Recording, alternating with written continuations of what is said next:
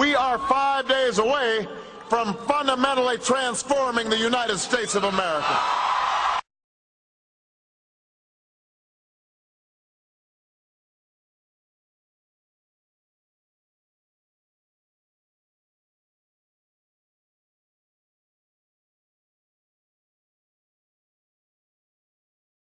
Today we crossed an important threshold in education reform. Today we're announcing the draft guidelines for states to apply for the $4.35 billion Race to the Top Fund. Today we're here to announce and celebrate a new Race to the Top in schoolhouses all across America. Since the Education Department was created in 1980, 8 of my predecessors have stood here. All of them fought passionately to improve our schools, but none of them had the resources to encourage innovation that we have today. In fact, if you take all the discretionary money for reform that every one of my predecessors had and add it all together for the last 29 years in a row, it is still a much smaller pot of money for reform than the Race to the Top Fund that we are announcing today.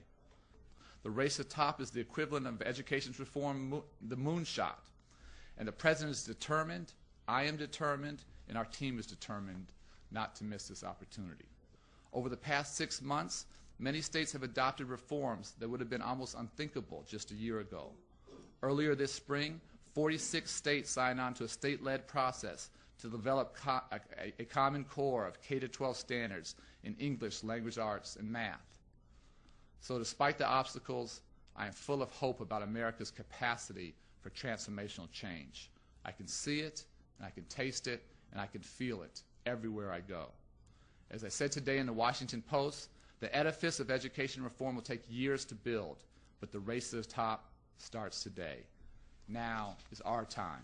Because improving education is central to rebuilding our economy, we set aside over $4 billion in the Recovery Act to promote improvements in schools. This is one of the largest investments in education reform in American history. That's how we can incentivize excellence and spur reform and launch a race to the top in America's public schools. Better standards, better teaching, better schools. Data-driven results. That's what we will reward with our Race to the Top Fund.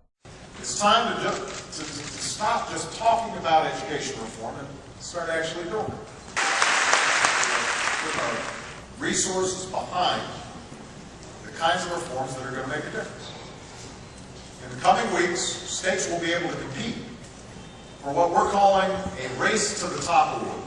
Over $4 billion on the table. If you are committed to real change in the way you educate your children, if you're willing to hold yourselves more accountable, and if you develop a strong plan to improve the quality of education in your state, then we'll offer you a big grant to help you make that plan a reality. Now, before a state is even eligible to compete, they'll have to take an important first step. And this caused some controversy in some places, but it shouldn't be controversial. Any state that has a so-called firewall law will have to remove it. Now, here's what a firewall law is. It basically says that you can't factor in the performance of students when you're evaluating teachers. At the top has begun in our schools. But the real competition will begin when states apply for the actual Race to the Top ranks. They had to make some changes just to even join the race. But now the race starts.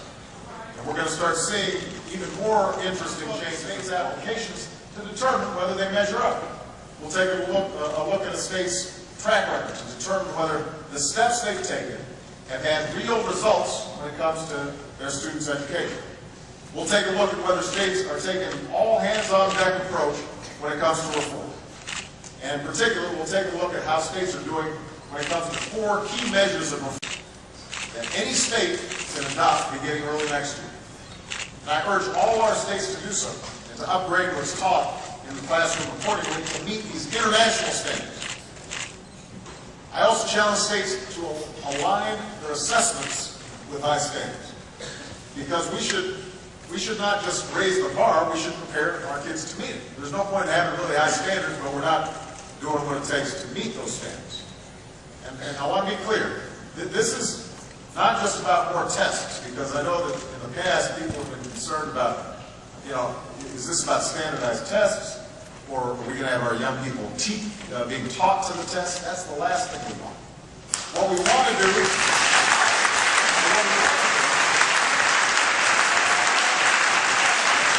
finally get testing right. So it's not about more tests, it's about being smarter about our assessments.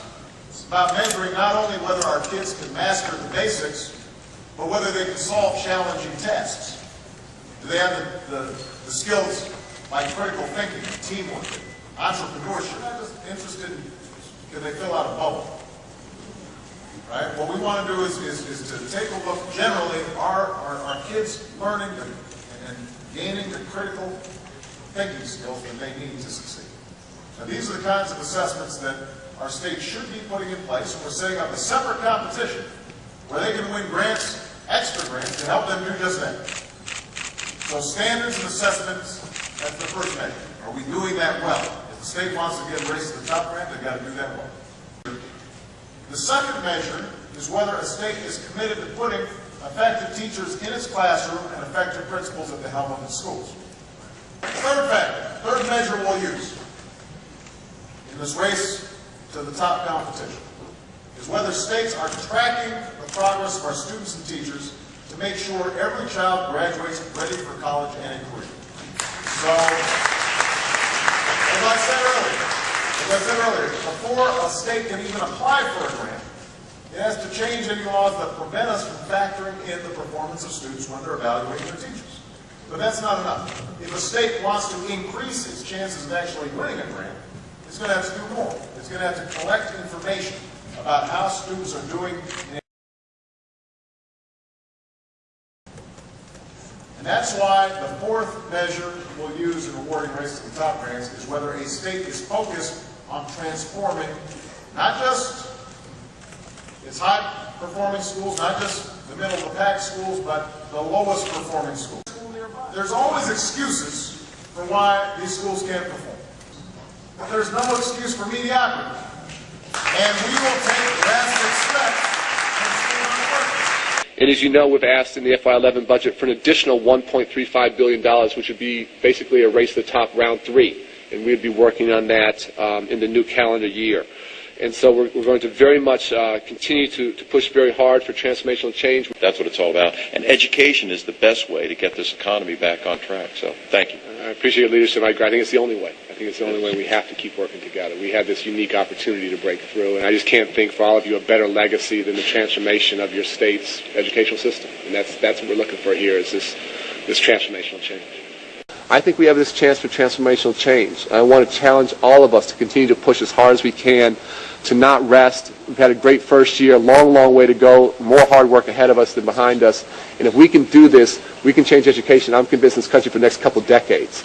I'm Jim Douglas from Vermont. Vice Chairman Joe Manchin from West Virginia is with me, along with a number of our gubernatorial colleagues.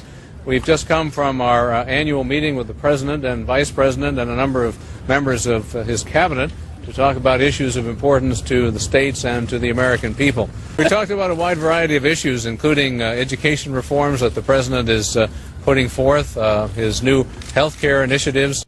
We launched a competition called Race to the Top. To all 50 states, we said, if you show us the most innovative plans to improve teacher quality and student achievement, we'll show you the money.